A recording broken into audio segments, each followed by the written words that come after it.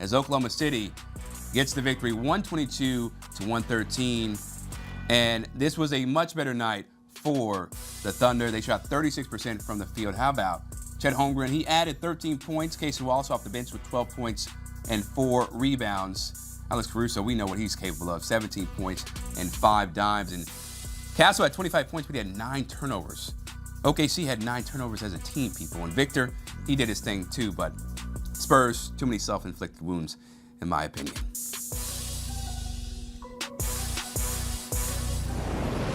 Time now to welcome in CBS Sports NBA analyst John Gonzalez and NBA champion and former NBA Coach of the Year Avery Johnson. And y'all, the Spurs shot better from the field, better from three, and out-rebounded OKC in this game. And yet, the Thunder pull off the electric victory. How did they regain their willpower and confidence to tie the series at 1, John?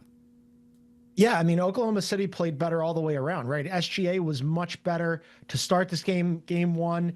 He had a slow start. Tonight, he came to play from the opening jump, and then they lose Jalen Williams. And what we talked about pregame was the supporting cast had to be better, right? And Chet Holmgren was marginally better. We'll put him to the side. Everybody else, though, was significantly better. Isaiah Hartenstein was fantastic tonight. Goes for a double-double. He was physical with Wemby. Wemby still did Wemby stuff. His line was ridiculous, but maybe not by game one Wemby standards, but for any other normal human, Wemby still had a fantastic game. But the rest of the supporting cast, you mentioned Alex Caruso. He was great again. That's 2 good games for him.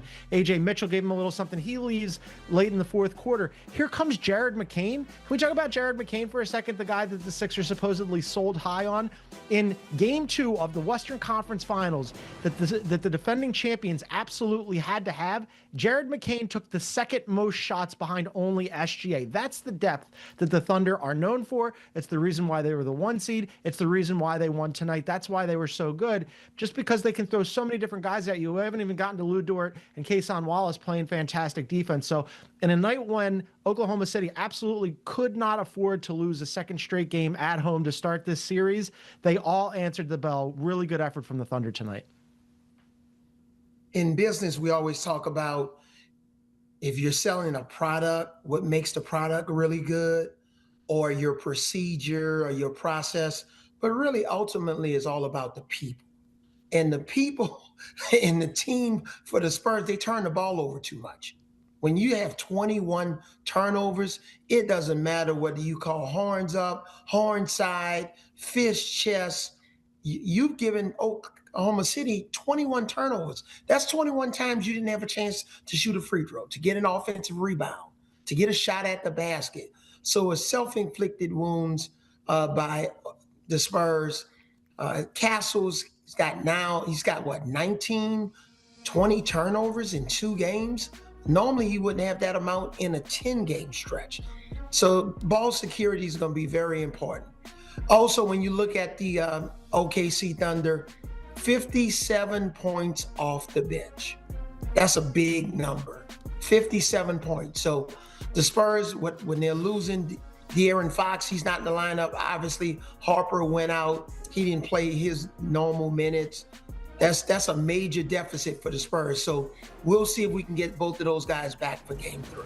Yeah, head coach Mitch Johnson said he had no update on Dylan Harper after he left the game in the third quarter. Let's go back to Stephon Castle, though, Coach, because 20 turnovers in 2 games. And I know part of it is because De'Aaron Fox is out, right? And now Dylan Harper. So how do you fix that problem? Do you feel like it's something that can be solved? Because that's something that has plagued him throughout his career, right? Turning the ball over at a high clip. We know how great he is defensively getting to the rim, but careless with the ball, that's something that could really come back to bite him. I'm telling him those 10 times that he's thinking about passing the ball, shoot the ball 7 of those 10. You don't even have to. We know you're unselfish. You're a 2-time champion in college. You're great, but shoot the basketball because you got Victor Wembanyama. If you miss the shot, maybe he'll get the offensive rebound. Hartenstein was terrific on the offensive glass for OKC tonight. So in those situations, you don't have to be unselfish. He was trying to make plays that weren't there, trying to throw his teammates open.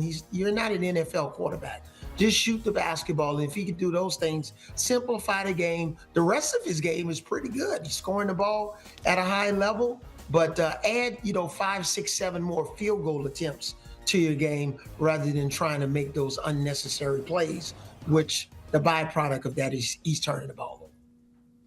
Yeah, a little bit of a mixed bag from him tonight, right? Because Avery's right. I mean, he was efficient shooting the ball overall from the floor, 10 of 17, but then he didn't shoot the ball well from deep, and then those 9 turnovers were killer. But then, he has that monster dunk, and everybody's excited about it. So he was kind of all over the place tonight, but the turnovers really are the key. 20 turnovers through the first 2 games are killer. In the first game 1, the Spurs had 23 turnovers that led to 28 points for Oklahoma City, and still it didn't end up hurting them in terms of them winning the game. They had to go to double overtime to do it, but they overcame it. Tonight it was just too much. 21 turnovers leading to 27 points, and we all know that that's what Oklahoma City loves to do. Over the last 2 years, they're the best team at the NBA at turning you over and generating offense out of those turnovers. So the Spurs know that that's something that they need to control, but that's easier said than done because no Fox, so that takes a ball handler away from them. Again, he was out again with an ankle injury. And then Dylan Harper, who was fantastic in game 1, the injury bug bites him too. He leaves in the third quarter, doesn't come back with a hamstring strain. We'll see whether or not he can go for game 3.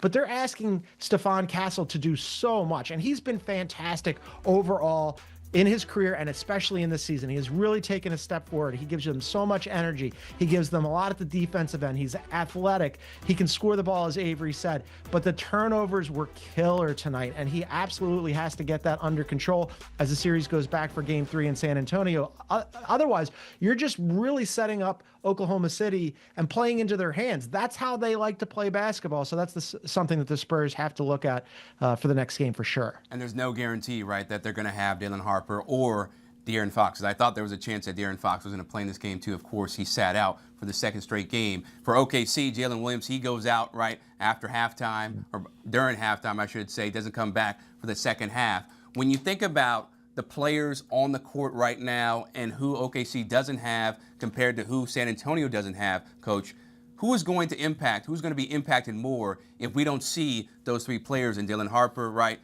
And we talk about, my man Jalen Williams, and then also De'Aaron Fox.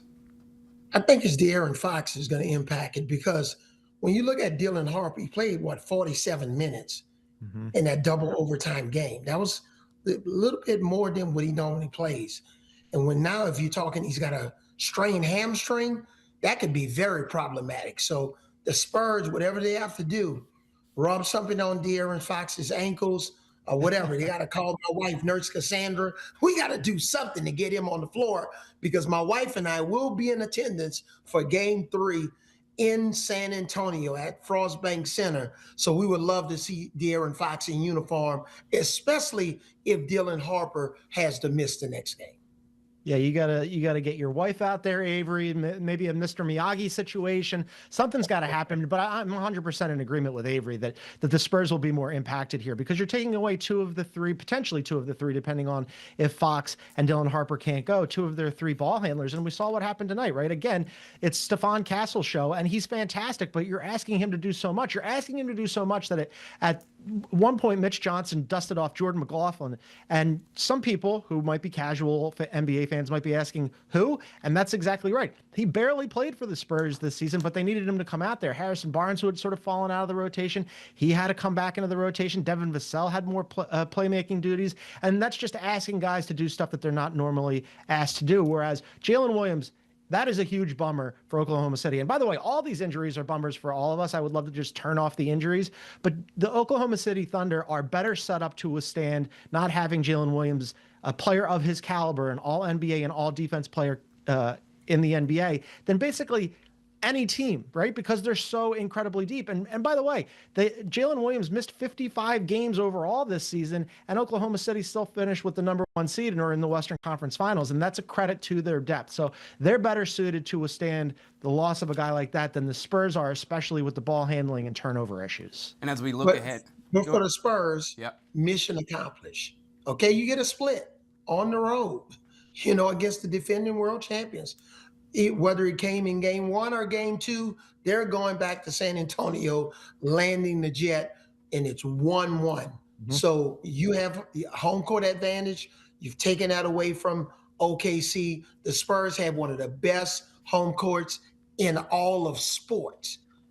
Those fans are going to be on fire. So the places the roof is going to come off the building on Friday night. So what is going to be the key, Coach, then, for San Antonio to get a win to go up 2-1 outside of the obvious issue with the turnovers? They can't do that right against the defending champs.